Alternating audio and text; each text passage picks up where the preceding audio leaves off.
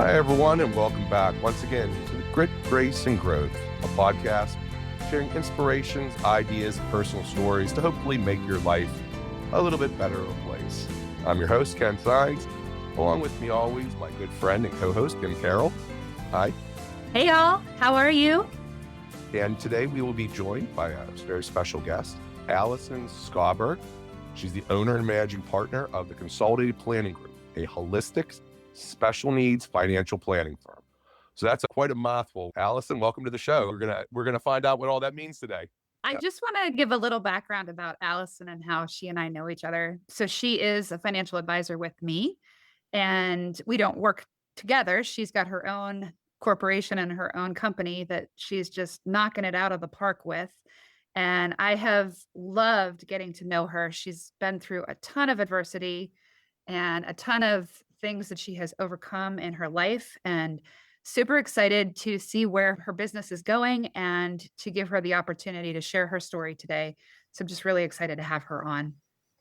Thank you, Kim. And you're, of course, one of my all-time faves. So yeah, I feel blessed to know you for sure. Well, thank you. Appreciate that.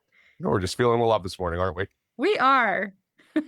We're So just happy Allison- because it's Friday. That's all. So we are recording on a Friday, and as we were speaking beforehand, everyone was saying it's been kind of a long week for them. So I know here where we are, where Kim and I are in Pittsburgh, we had the spring tease at the beginning of the week where it was 70 and sunny for a couple of days. And now we're down to 22 and overcast, which is a typical Pittsburgh spring. Yeah. So that always makes it more difficult, but it did give us inspiration, as this podcast is wanting to do, because Allison, what we always do is a little two truths and a lie icebreaker. That's always the worst part of any sort of team meeting or corporate event, when you have to get up and do icebreakers. But so we try to make it not quite as bad. So I'm going to provide you guys with 3 different statements, and then you two can kind of collaborate together and decide which one you feel is untrue. Does that sound good?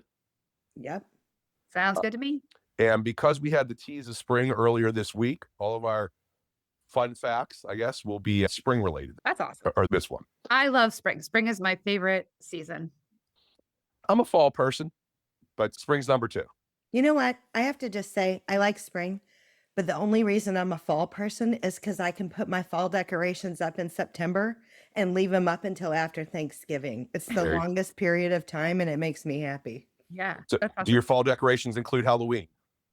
Yes, some.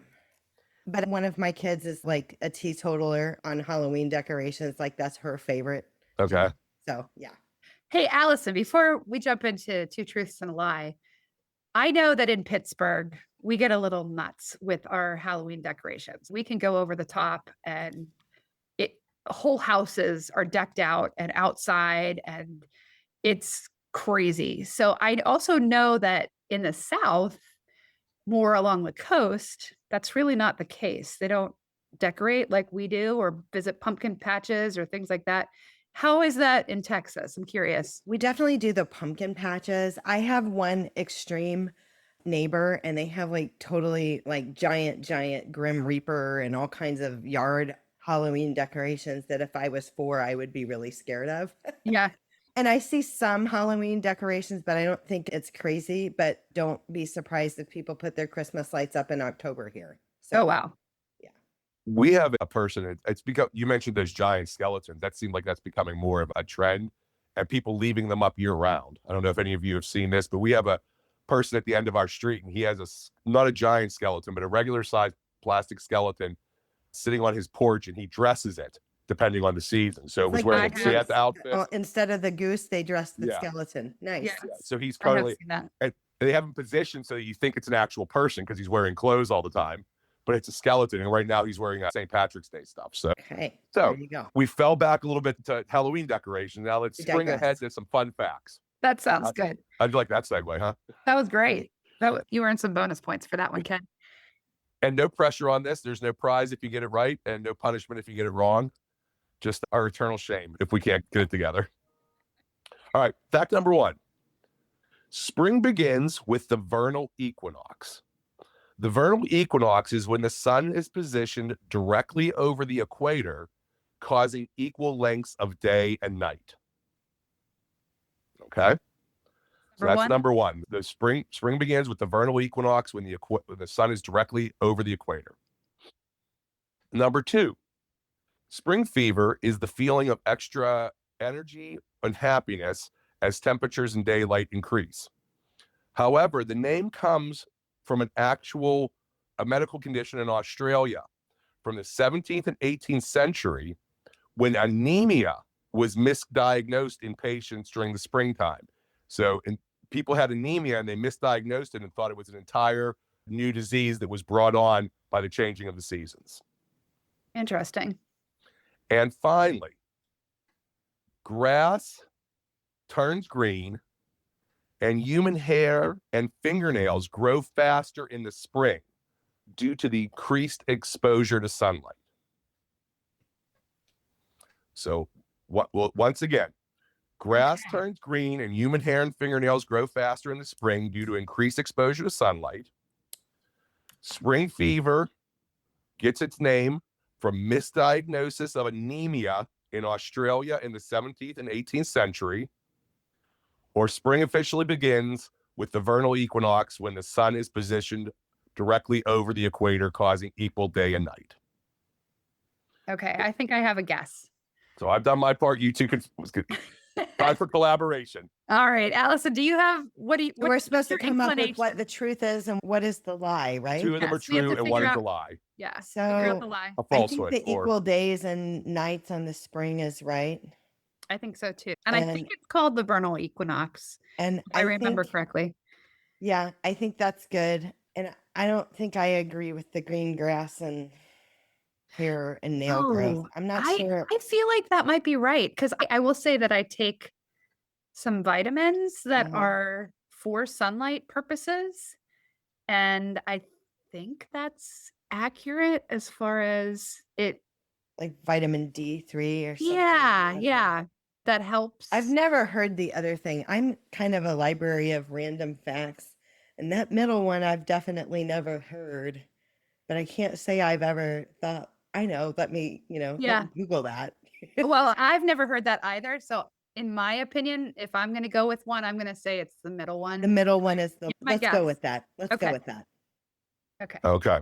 So you're saying that the vernal equinox occurs when the sun is positioned directly over the equator, causing equal lengths of day and night. You're saying that is true. Yes. And that is true. Right. So if There I you would have go. made that into a lie, I was going to say that the sun was positioned directly over your location. Ah, okay. Good. All right. Also, grass does turn green and human hair and fingernails grow faster in the spring because of increased exposure to sunlight and the vitamins that you get from sunlight. Although that's why hair and nails grow faster. Obviously, grass turns greener because it's starting to create photosynthesis because it's getting the more sunlight that it needs. Nice. Now, the reason the spring fever thing is not true is because it was not anemia that was misdiagnosed. It was scurvy. Oh. The scurvy you go. occurs when you don't get enough access to the vitamins you get from citrus products. It was a very common thing in sailors who weren't able to take fresh fruits along with them. But in Australia, which started off as a prison colony and didn't always have the best food support, people wouldn't have as much access to the vitamins and the citrus fruits that they needed during the summer. So they would start to develop scurvy as spring was starting, and it was misdiagnosed as its own disease. So- You're a cool. genius. See? We are Awesome. 3 for 3 on this. We are So nailed. here's the question though. If I would have just done, you said scurvy instead of anemia, but I would have changed sunlight to heat, that our fingernails and hair grow because of heat instead of sunlight. Would I have got you? Because that was the other direction we were going to go in. No. I don't think I would have guessed that because I would have Because people Probably- be using the hair dryer to grow their nails and hair. Like, Yeah. yeah, it's the D3K2 that I'm taking that I'm like, yes, that I feel like the doctors are like, hey, this is because we lack sunshine here in Pennsylvania. All right. So we got that one correct then. Okay. So good job, ladies. Woo, woo. We so did smart. it. Do you guys like a lot of citrus? I do like citrus. Although here's a fun fact about me. I have an allergy to oranges and orange juice. Well, that's really fun. That's actually kind of sad because that's just a oranges. Probably the only citrus I ever get is orange juice. Yeah. For me, it's just okay. Like, I don't hate it and I'm not allergic to it. It's just, I've never been really a big juice person ever. Yeah. And if I'm vacationing somewhere awesome and they have like really fresh fruit, then I'm totally into it. But if it's Yeah. not really awesome, then I don't have to have it. Yeah. I love grapefruit and I will drink orange juice and I will eat oranges, but I do kind of pick my battles as to when I do that because I get, and this might be too much information, but I get a rash on my butt from oranges and orange juice. So if I am eating that, it's when I was a baby, I used to get diaper rash from it, and it still continues like this rash on my butt. So it just depends. If I'm wearing a bathing suit, I won't eat citrus. But if I am not out and about where my butt is exposed, then I will go ahead and eat it because nobody else really knows. There you go. Well, we do say that the Grace and Growth podcast shares personal stories to help make your life a better place. I don't know who's Note like to self, scored don't points for eat that one, but oranges if that happens to you. Yes. and more importantly, neither of you were sailors during the 17th century, so that's scurvy Yeah. was never really an issue for you, We dodged the bullet on that one. especially if you'd have landed in Australia because they would have called it spring fever. Wonderful job, ladies. And now we've had our little appetizer. We're going to turn on to our main course. We're going to do that and get to know Allison a little bit better right after these words from our sponsor. Are you ready to step into the spotlight and take the lead of your financial future? It's me, your host, Kim Carroll, and I really hope you've enjoyed listening and are inspired by the stories you hear on my Grit, Grace, Growth podcast. Your stories inspire me every day. If you feel like you've really gotten to know me and you want to find out more and how we can work together, I specialize in guiding individuals, businesses, and families towards their financial goals with personalized advice and holistic strategies. Whether you're planning for retirement, looking to grow your investments, or simply want a clearer roadmap for your financial journey, I'm here to help you every step of the way. Don't wait. Visit www.kimcarrollcrc.com now to learn more and easily schedule a meeting. That's www.kimcarroll.crc.com in order to learn more. Kimberly Carroll offers securities using the following business name: Emeritus Investment Company, LLC, or AIC, member FINRA and SIPC. AIC is not affiliated with Grit, Grace, Growth podcast. Okay. So, Allison, thank you again for joining us today, taking your time to be with us here on the Grit, Grace, and Growth podcast. Holistic special needs financial planning. That is a mouthful. It Can you is. tell us what that means? Yeah, I don't even know where to start, but for holistic special needs financial planning, I think obviously Kim and I are very familiar with the idea of financial planning. When you have a loved one who has a disability who's going to have care needs the rest of their life, not just the rest of your life as a parent, special care and special planning goes into play because it's essentially like a whole nother retirement. So if a person's married, they've got husband and wife and 25 to 35 years that they might spend in retirement. But when we have a kid that doesn't go to college and sail off into the sunset, we're going to be fiscally responsible for them for the rest of their lives. It's a whole nother bucket of money that is necessary. But it's not just a bucket of monies because where we have the money, how we have the money matters as far as special needs trust and preserving eligibility for state and federally funded programs and making sure that's going to be in place for the child is really, really important. So this is they call it niche market. I personally have ties to it. I have 4 adult children, 3 with disabilities. So sometimes I have to say I have to put a lid on my enthusiasm because not everybody's as enthusiastic as I am as it relates to planning for these families. But it's just so critically important. So the funny story is I worked for a company years ago before I ever even had children that was the second largest sponsor of the Children's Miracle Network. And I was in a leadership role with them. And every year they did the Champions Across America and they would bring the special needs kids and families in. They'd have a Disney trip. They'd get to meet the president and then go to DC and they'd get to meet the president of the United States. And I was always involved and a volunteer with that trip. And I was always very humbled And again, I didn't have kids. But what I saw with these families was that they had some real adversity in their life, bad stuff going on, big stuff going on. And you know what they did? They smiled through it. They worked through it. They were the funnest families to be around. They were grateful and they were thankful. And every year I was humbled by how awesome these families were in the face of what they were dealing with. And it just reminded me as a human, maybe not to sweat the small stuff, right? That the things that I thought were a big deal after I went on that trip and I saw those people, I realized the things that I was like stressing over or fretting over or mad about were ridiculous, right? And so it just came full circle. My passion came full circle because I had kids and I have kids with disabilities, and just helping families take it to the next level. Everything we do as families with kids with disabilities is hard. There's not one source of information. There is many, many, many sources of misinformation. And our life is hard anyway with what we're dealing with, right? And so if we can support families by giving them the information that they need, giving them tools and resources that they need to be successful in their difficult journey, oh, it gives me great pleasure. I feel lucky that I get to do this for a living, and I love helping other families solve some of the issues that I had to solve in my own family. It's really great.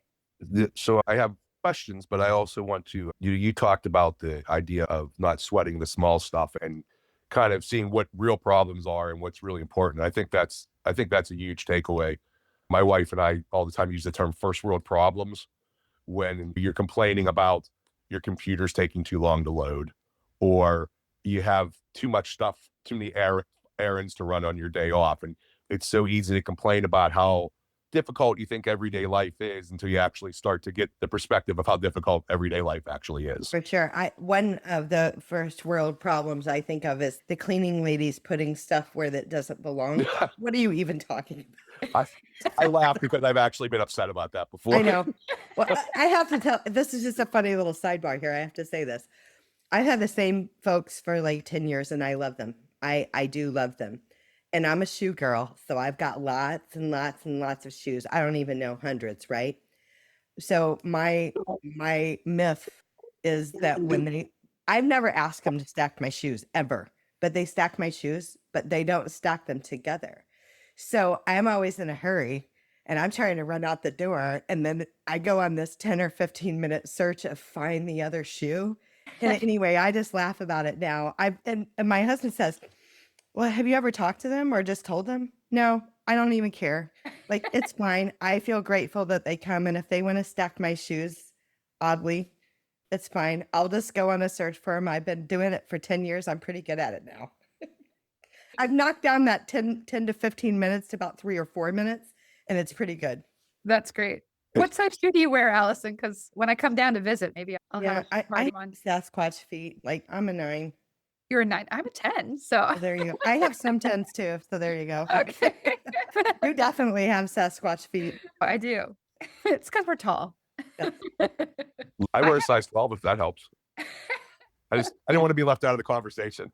The good news is when you have Sasquatch feet, sometimes you can find awesome shoes cheap because nobody else needs them or wants them. This is true. Very So true. it's So probably why I have so many shoes. we've gone down quite the rabbit hole here, but the problem I've always had is I actually don't wear a 12. I wear like an 11 and a half. And when you need that like kind of half size with wide, I've never had shoes that I've been really happy with in my entire life, probably. Well, we've done our advertisement now for Payless. Yes. I don't know where people buy shoes I don't anymore. think Payless still exists. I don't think so I either. think they might have closed like 15 years ago or something. If you want a non-fun fact, I actually worked for Tom McCann when I was in high school. Oh, I wow. remember Tom McCann. Yeah, I used to always get the Al Bundy shoe salesman jokes. There you go. Funny. All right, well, let's talk about some actual real work instead and not my time as a shoe salesman. So as you were talking and just kind of explaining what you do and how you got into it, I had a number of questions, but one of the biggest things you said was there's no single repository for information. And there's so many extra factors you have to consider and take into account when you're doing this type of financial planning. Can you go into that a little bit more to kind of give people an idea of the extra steps and the extra hurdles and how much difficult it can be? And obviously, you don't need to get into the fine minutia, but just give us some examples of what the difference is. Well, for one, state and federally funded programs like SSI, Medicaid has guidelines, and the individual with a disability in most states, not all, but in most states, the Medicaid guidelines are $2,000. They can't have more than $2,000 in their name outside of an ABLE account or a special needs trust. So that's an issue. That's wild. Because if they do, then they're not going to qualify for SSI or Medicaid benefits. And then there's Medicaid waivers that some of the waiver budgets are $350,000 a year, and they are through the state, and they're designed to waive off some of the cost of care for caring for an individual with a disability, but you have to be Medicaid eligible to qualify for those. So that's really important. And I think that the other thing is, well, there's two other things. One is the average future care cost estimate. It very much depends on the age and stuff like that, but it is usually several $1,000,000, which is what the future cost of care estimate is. How much money do they need to fund a special needs trust? It's not nothing, it's a lot. So that is something big that we have to plan for. And then one of the biggest hurdles and things that parents lose sleep over at night is, who's going to care for my child when I'm gone? What happens when I'm gone? Mom and dad do things for their kids that nobody else would do for free. Is there somebody else? Is there a trusted family friend? Is there a family member? And the answer for some of these families is no. So then we have to be looking at housing, future housing. Are there waiting lists for housing? Is the housing safe? There's so many, it's kind of a Pandora's box of all the things that we have to think about, but most families just feel overwhelmed. I said a lot in a short period of time, and most families just feel overwhelmed by that. But what we do is organize the steps. Here's where we are. Here's where we're going. Here's what we've already done. Here are the next steps that we need to take and the order that we need to take them in. And we take the chaos of the crazy and we organize it for them. We know exactly how and when to apply for benefits, how to get ready to apply for benefits if we accidentally have money in the wrong buckets, how to fix that correctly as opposed to just moving things incorrectly that would be looked back on. So I think that we take some of the worry out of people's minds and hearts. And not to take a shot at the industry you both work in, but it's even at the base level, it's an incredibly complicated, involved, convoluted industry to someone who's not an expert in it. Just even talking to Kim, it's one of those things where she's asking me questions. Not only don't I know the answers to them, I'm not even sure I really understand the question she's asking me. I can't imagine trying to do it with those extra hurdles, with those extra barriers, with all those extra things that you need to take into account involved. I know you enjoy the work, but tell me about the successes you've had with it. Well, so the funny thing is, I always say that I accidentally got into the industry. On purpose, I stayed. Okay. So when I grew up, I was going to be a nurse, is what I was going to do. And when I was 15, I went to work on a worker's permit for a major insurance company. And one of the owners of that agency was a female, and she was awesome. And she changed careers when she was 40 something to become an agency owner. And she was a rock star. And she just nailed it. She got all the awards and she was great. And all of her clients loved her. So my first day there, the funny thing is, I came home and I told my dad, I said, Dad, I don't think I can do this job because I know that they're speaking English, but they're talking in these acronyms and they're saying things and it's pretty much like a foreign language. I thought I was smart before I went there, but now I go there and I hear them and I don't know if I can do this. I'm gonna try.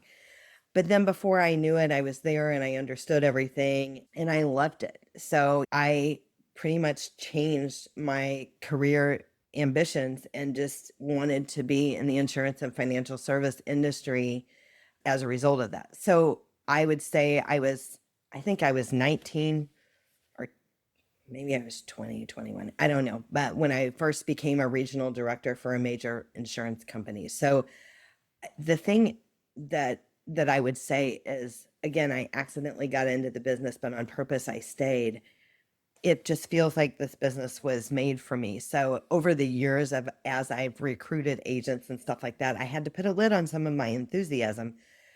I loved this. I've always loved it. And it never felt like work to me. I felt like it felt philanthropic.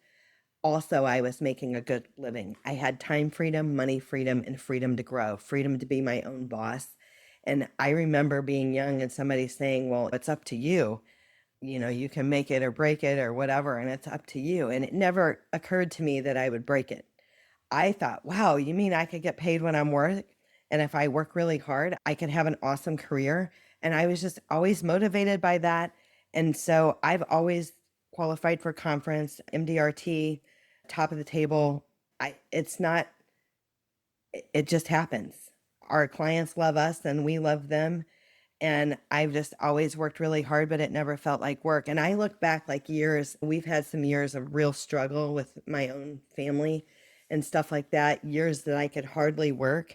And I look back and I qualified for MDRT that year. That happened, I don't know. I think it's just passion. I think that speaks to a lot of just what you've been through, because I could just reading your bio and knowing you, I know that you have been through a lot of adversity.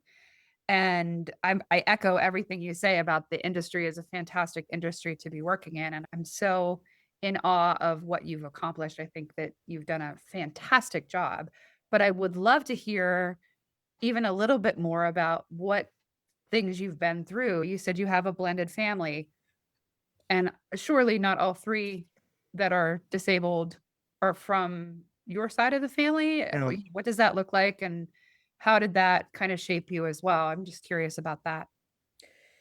So, yeah, so 4 adult kids, 3 with disabilities, all the disabilities are different, right?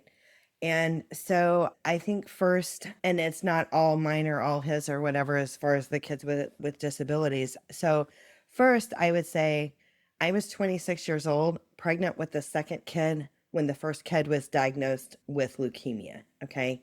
So she went from completely normal and completely fine to on a ventilator, on a helicopter, not expected to live. And that was just one night, right? And that started a 3.5 year battle and treatment. She had a mass in her chest that had collapsed her left lung and a portion of her right lung. It was compressing against her heart. So it was a question of could they do radiation fast enough to relieve that so she wouldn't die, right? Is basically she was on ECMO. Most people don't come off ECMO. If you've never been on ECMO, you don't even know what I'm talking about, and that's okay. I hope you never do. And if you have, then you know that most people never ever come off of ECMO. But she did. So we did 3.5 years of treatment and she came off treatment and things went well. But the weird thing was for her was that, so 26 years old, like one thing I have to say is I'm a reader. I'm an avid reader. I'm a learner. I want to know things, right? And one thing I can tell you is that when she was diagnosed with leukemia, I mean, everybody had heard about leukemia at that point and that how many people die because of it.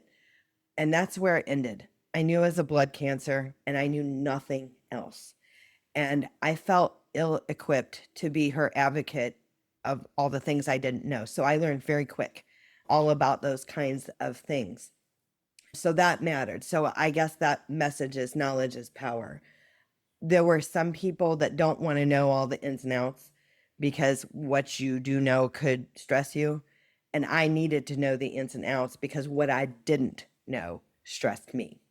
And so I think that I don't think either way is wrong, but it was how my brain worked and how I think I coped with some of the trauma. So the crazy thing is that she's hooked up to a ventilator and I got to go an hour and a half to go get the ultrasound to find out is this a girl or a boy? So I'm about 19 weeks.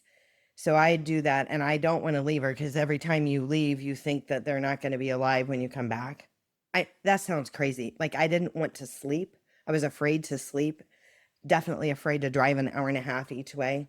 So I'm sitting there with the ultrasound tech and I can tell there's something wrong. I can see on her face that there's something wrong. And of course she's going to go get the doctor or whatever. And the bottom line is the doctor comes in and says, you're 19 weeks. You really need to get to at least 32 weeks, you got placenta previa, you got to go on bed rest or you're not gonna keep this baby. And this probably sounds horrible what I'm about to tell you, but I had one lonesome tear. I was so exhausted and trying to just get back up to the hospital, right? To the ICU. And I had one lonesome tear. He's telling me I have to be on bed rest. And I tell him, I'm sorry, that sounds fantastic, but you can just mark it down in your chart. I'm going to be at XYZ hospital in the ICU. That's where I'm going to be. And whatever happens, it's just has to happen. But I'm going to be up there with this kid.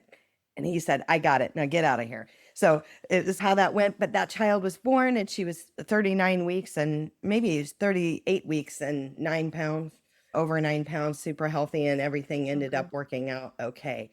But that was dicey, man. Like it's like these choices of like, what a terrible mother if they tell you to be on bed rest and you're not on bed rest. But what a terrible mother if you have a kid on the ICU hooked up to a ventilator and you're not there. It was like impossible choices. But if I had to do it again, I would have done it the exact same way. Thank you for sharing that. That's such an impactful story. Such an impactful story. Having had to deal with the additional demands and requirements of children with special needs, and now working in an industry that deals with that market, do you feel that there are more resources available, more helps available, more paths to gain the assistance that you need available for those with special needs and for their families? It seems like if you're heading a company that deals specifically with financial planning for that population, that it strikes me as there'd be a lot of that out there. Is that what you found, that over the years that there are more resources available and more people available to provide that assistance? There are fewer than 1/10 of 1/10 of a% of financial advisors are nuanced and special needs. So there's very few organizations that do what we do in the US. And so what we tell families is whether you work with us or someone else, work with somebody that's specifically nuanced and special needs. And what I find is that good advisors know what they're not good at, and they do refer out to somebody that can truly help them. There are a lot of resources. There are also a lot of rural areas across the United States that there are no resources. You get in big cities, Houston, Dallas, San Antonio, bigger cities, any state in the United States, there's going to be more resources for special needs than other rural areas. But that's one of the things that we do is we put them together. There are organizations, there are disease specific organizations, the Down Syndrome Association, Autism, Autism Speaks. There's so many organizations out there that are disease specific, but there's not, like I said, one central repository of all of the resources out there. And it's hard. People's lives are hard. One client told me one time, she said, I go to work and it's just a job. I can't wait to get out of there. The people I work with, they have no idea what I'm dealing with.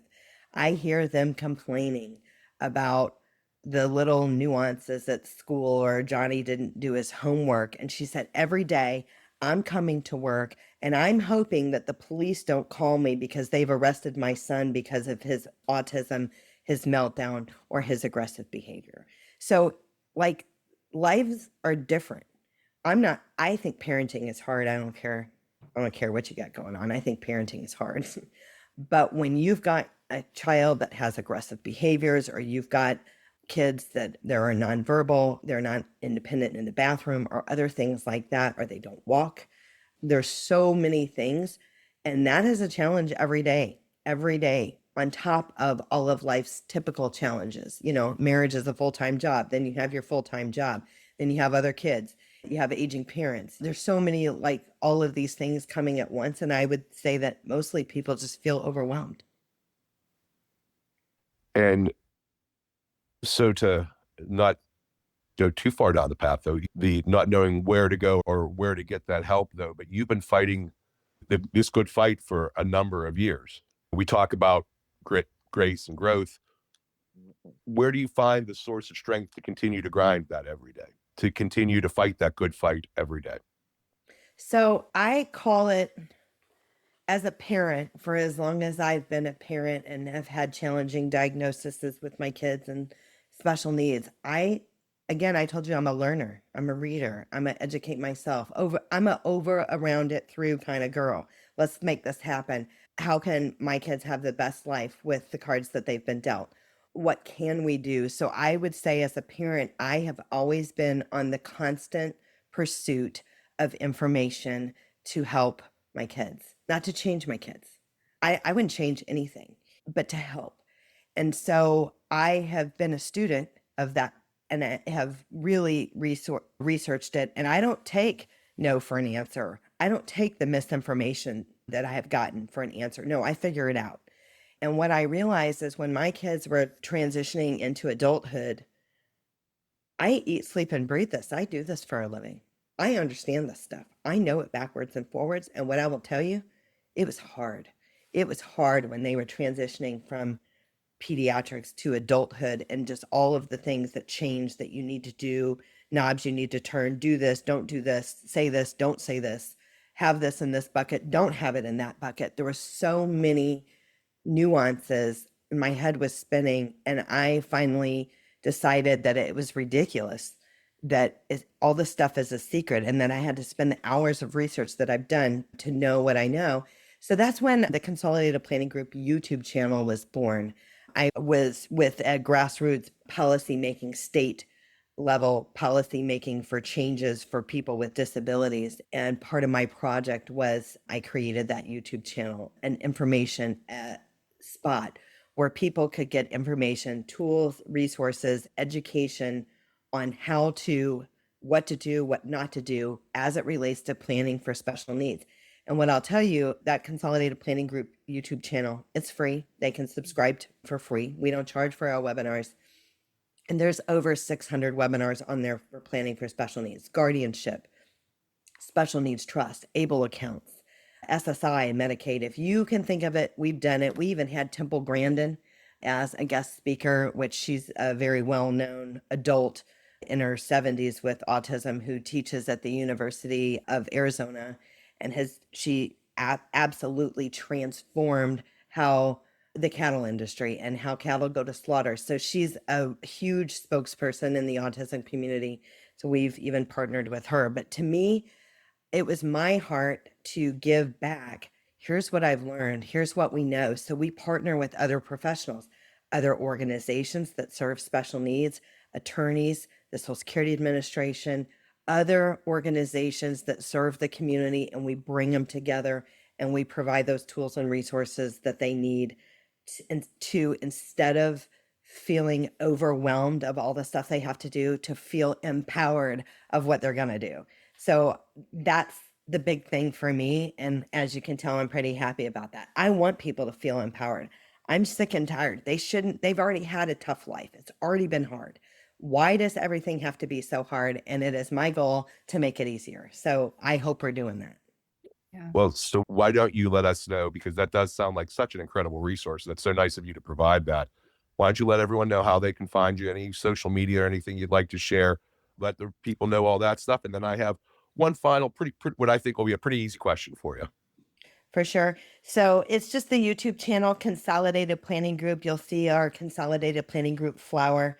You'll see my shining face out there when you find it, but you can definitely find that out there. We have a Facebook, Consolidated Planning Group Facebook, the YouTube channel, and our website. And we do actually serve people. We are domiciled in Texas, but we do actually serve people all across the US. So, and one thing I want to say, and I feel like this is important, whether you've done a lot of planning and you need a second opinion, just kind of a look under the hood, you've done some planning, but it got on the shelf and you've been meaning to, and it just didn't, it didn't happen. You need to pick up where you left off, or you just need to get started. Don't beat yourself up about what you haven't done.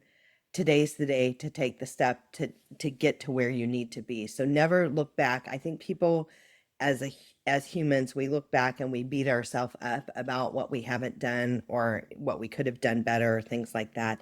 And I say, look forward thinking. So whether it's personal planning for yourself, your own retirement, whether you have a loved one with a disability or any number of things in those categories, make today the day that you're going to look at those things. And I would say this, I'm a believer of hiring help.